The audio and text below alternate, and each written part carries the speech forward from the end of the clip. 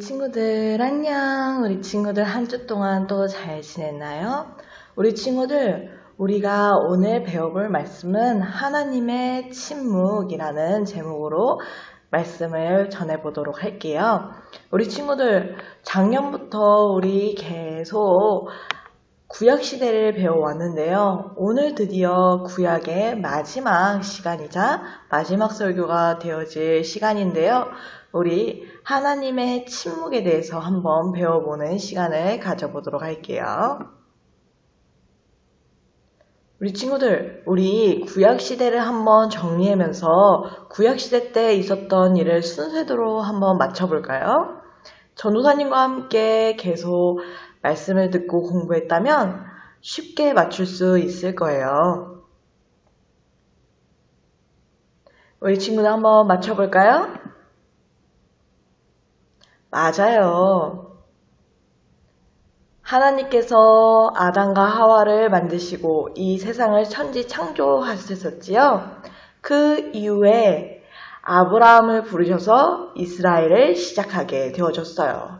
그리고 또 모세를 통하여서 홍해의 기적을 허락하여 주시고 광야를 통하여서 가나안 땅을 갈 수 있게 도와주셨죠. 그 이후에 하나님께서는 다윗을 세우셔서 나라를 세우시고 왕권 정치를 시작하셨어요. 그 이후 남유다와 북이스라엘이 갈라지고 서로 싸우면서 그리고 또 경계하면서 하나님 말씀을 듣지 않았던 여러 왕들에 대해서 배워보았어요.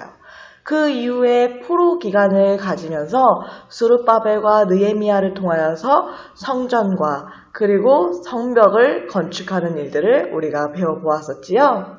이렇게 우리가 구약시대에 여러 가지 일이 있었는데 마지막으로 하나님께서 하셨던 일이 바로 침묵이었다고 해요. 우리 친구들 어떻게 그것이 가능했을까요? 왜 하나님께서는 이렇게 이스라엘을 택하셔서 많은 일들을 하셨는데 마지막으로 구약에서 하신 일이 침묵하신 걸까요? 아무것도 안 하시고 그저 바라만 보시고 그리고 이스라엘 백성들이 너무 하나님을 믿지 않고 우상을 섬기고 하나님을 따르지 않아서 하나님이 그들을 포기하신 걸까요? 우리 함께 오늘의 말씀을 읽어보도록 할게요. 시작! 두려워 말라 내가 너와 함께함이라 놀라지 말라 나는 내 하나님이 됨이라 내가 너를 굳세게 하리라 참으로 너를 도와주리라 참으로 나의 의로운 오른손으로 너를 붙들리라. 이사야 41장 10절 말씀. 아멘. 오늘 말씀을 보니까 하나님께서 놀라지 마라 두려워하지 마 굳세게 해 내가 너를 도와줄게 나는 너의 참 하나님이야 라고 말씀하고 계세요. 왜 이런 말씀을 우리에게 주시고 또 하나님께서는 침묵하시고 조용하게 아무것도 하지 않으신 걸까요? 우리 같이 함께 마지막 성경 이야기 구약에 대해서 배워보도록 할게요. 자, 구약에서 신약으로 넘어가는 기간 동안 무슨 일이 있었을까요?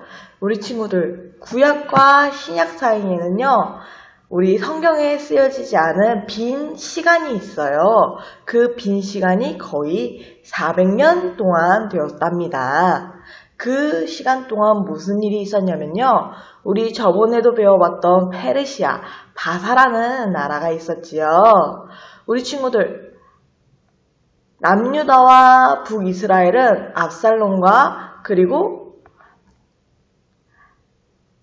바벨론에 의해서 우리 망하게 되어졌던 이야기 기억나나요? 우리 친구들? 그러고 나서 압살롬과 또 바벨론 또한 바사 페르시아에 의해서 망하게 되어졌어요. 그래서 바사와 페르시아는 아주 부강하고 강하고 큰 나라가 되게 되어졌죠. 하지만 그 나라도 영원하지는 않았어요. 바사와 페르시아가 헬라, 그리스에 의해서 멸망하게 되어졌답니다.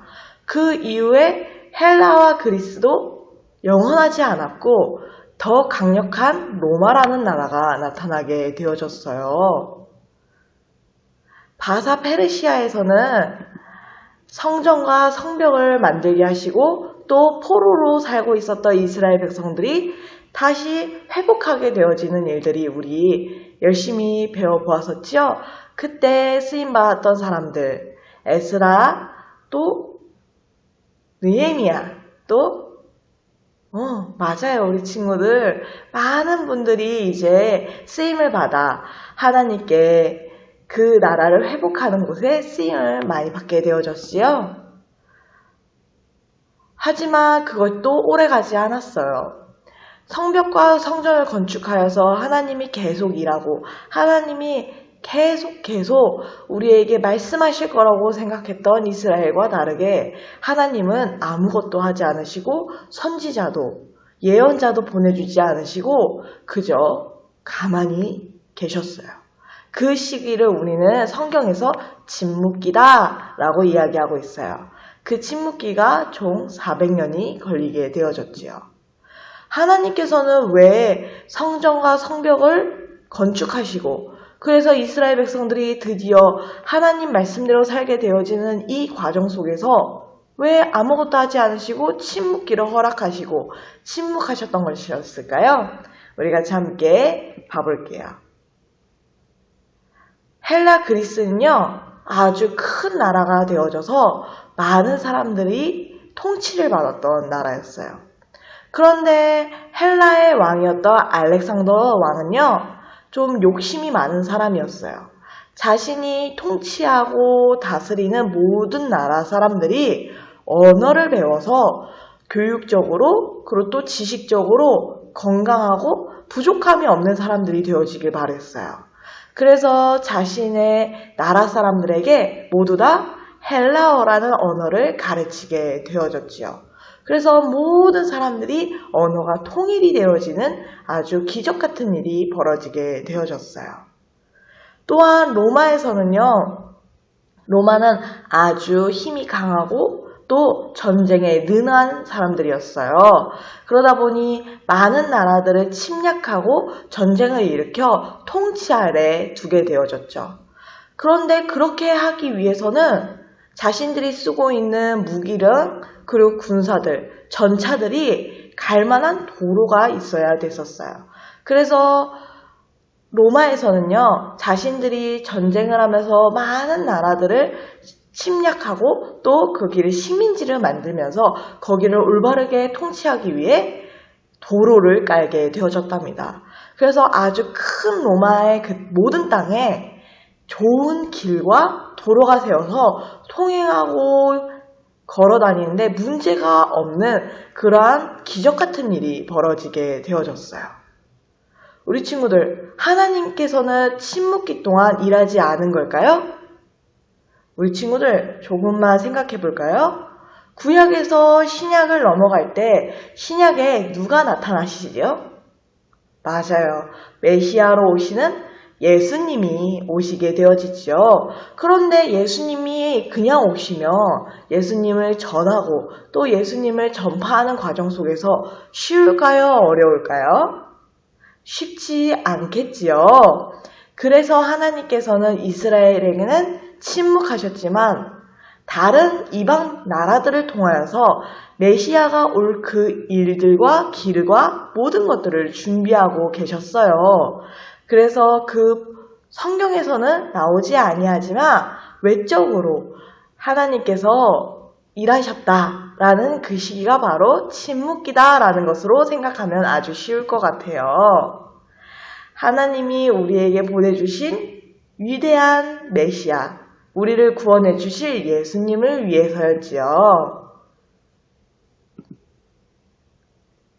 그래서 우리 오늘 침묵기에 대해서 배워보고 다음 시간부터는요, 신약에 대해서 배워볼 건데요. 신약에서는 드디어 예수님이 어떻게 태어나셨고 무슨 일을 하셨고 왜 오셨는지에 대해서 배워보는 시간을 가져보도록 할 거예요. 우리 친구들, 예수님이 오게 되어져서 무슨 일이 벌어졌지요? 하나님께서는 예수님을 이 땅에 보내셔서 12명의 제자를 삼으셨어요. 그래서 12제자는 결국 사도가 되어지고 사도가 하나님의 복음을 전하는 일꾼으로 쓰임받게 되어졌죠. 그때 헬라어가 만국 공통어였기 때문에 지금 영어처럼 많은 사람들이 다 배우고 학습했던 언어였기 때문에 사람들은 헬라어로 복음을 전할 때 결코 어렵게 넓어지지 않았고요. 그 헬라어로 언어로 하나님의 말씀을 전하자 많은 이방인들은 이스라엘 백성처럼 택함받은 백성이 되어져서 구원을 얻는 기적과 하나님의 크신 계획이 성공하고 이루어지게 되어졌어요. 또한 그때 당시에는 우리 친구들 차도 없었고요. 비행기도 없었어요. 사람들이 걸어 다니거나 말을 타고 다니거나 마차를 타야 되는 그런 옛날 시골이었단 말이에요. 그렇다면 우리 친구들, 그럴 때 만약에 길이 없어서 들짐승의 위험이나 도적대의 위험이나 또 그 풀숲과 산을 넘으면서 복음을 전한다는 것은 결코 쉬운 일이 아니었어요. 하지만 로마 시절 때 로마가 나라를 잘 통치하기 위해서 도로를 깔아놨기 때문에 그 도로를 통하여서 많은 사도들은 방박곳곳으로 땅끝까지 복음을 전할 수 있는 아주 큰 일을 감당할 수 있었답니다. 우리 친구들, 하나님께서는 침묵기에 아무것도 하지 않으셨을까요? 무엇을 하셨을까요? 우리 같이 함께 정리해 볼게요. 하나님께서는 400년 침묵기 동안 헬라 그리스를 통해 언어를, 도마를 통해 도로를 준비하시고 예수님의 오심을 준비하셨어요. 맞아요, 우리 친구들. 그런데 우리 친구들, 400년 동안 하나님께서 아무 말씀도 하지 않으셨는데 과연 이스라엘 백성들이 그 400년을 잘 견딜 수 있었을까요? 힘들고 외롭고 괴롭지 않았을까요? 그런데 우리 친구들 궁금하게 생각을 해보니 이사야라는 엄청난 예언자를 통하여서 이미 다 말씀해 주셨다는 것을 이스라엘 백성들은 까먹지 않았어요. 우리 이사야 말씀을 통해서 하나님의 계획과 말씀을 우리 함께 맞춰볼까요? 말이 이렇게 거꾸로 잘 섞여 있는데요. 우리 같이 함께 잘 맞춰보도록 할게요. 우리 다 같이 읽어보도록 할게요. 시작! 두려워하지 말라 내가 너와 함께함이라 놀라지 말라 나는 내 하나님이 됨이라 내가 너를 굳세게 하리라 참으로 너를 도와주리라 참으로 나의 의로운 오른손으로 너를 붙들리라. 이사야 41장 10절 말씀. 아멘. 오늘 말씀을 보니까 이사야 말씀을 통해서 하나님이 이스라엘 백성들을 포기하지 않으셨고 그들을 구원할 의로운 오른손으로 너를 붙들어 예수님을 보내주셔서 너희를 진정으로 참되게 구원할 것이라는 예언을 해주셨다는 것. 그래서 그 예언을 듣고 배워서 이스라엘 백성들은 400년 동안 하나님이 예언자나 선지자나 그러한 분들을 보내주지 않으셨지만 침묵하셨지만 하나님 앞에 순종하면서 잘 기다리고 참을 수 있었어요. 우리 친구들, 하나님께서 이사야를 통하여서 주신 말씀, 이스라엘 백성들은 순종했지요. 우리 친구들도 마찬가지예요. 지금은 예수님이 오셔서 우리에게 복음을 전해주시고 또 구원을 허락하여 주셨어요. 그리고 나서 다시 승천하셔서 하늘나라로 가게 되어지셨죠. 하지만 우리에게 사도행전을 통하여서 약속해 주셨어요. 다시 이곳에 오시기로요. 우리 친구들, 이스라엘 백성들이 침묵기 동안 하나님을 잘 섬기고 예수님, 메시아를 잘 기다렸던 것처럼 우리 친구들도 다시 오실 메시아를 잘 기다리며 이사야의 이 말씀을 붙들고 나아가야겠지요? 우리 친구들, 우리도 함께 힘내서 같이 해보자고요. 구약 말씀은 이렇게 마무리가 되어지지만 다음 주부터는 우리에게 정말 새로운 희망이자 소망이 되어주신 예수님에 대해서 배워보면서 더욱더 재밌고 귀한 성경 말씀 배워보도록 할게요. 우리 친구들, 하나님께서는 일하지 않는 것 같아 보일지라도 언제나 일하고 계세요. 내 눈에 보이지 않고 내 귀에 들리지 않고 내 마음에 울림이 없을 뿐 하나님께서는 언제나 항상 일하시는 하나님이세요. 언어로 예수님을 준비하시고 길을 준비하여 주셨던 하나님은 지금도 우리와 동일하게 계시고 있답니다. 우리 친구들이 언제나 우리를 위해서 일하시는 하나님을 굳건하게 믿고 내 눈에 보이지 않는다고 할지라도 내 마음에 울림이 없다고 할지라도 하나님의 뜻과 말씀을 간구하는 귀한 친구들이 되어지길 바래요. 그럼 우리 같이 함께 손 모으고 기도해 볼게요. 전도사님이 기도하는 거 따라 기도할게요. 하나님 감사해요. 오늘 하나님께서 침묵하신 이야기를 배웠어요.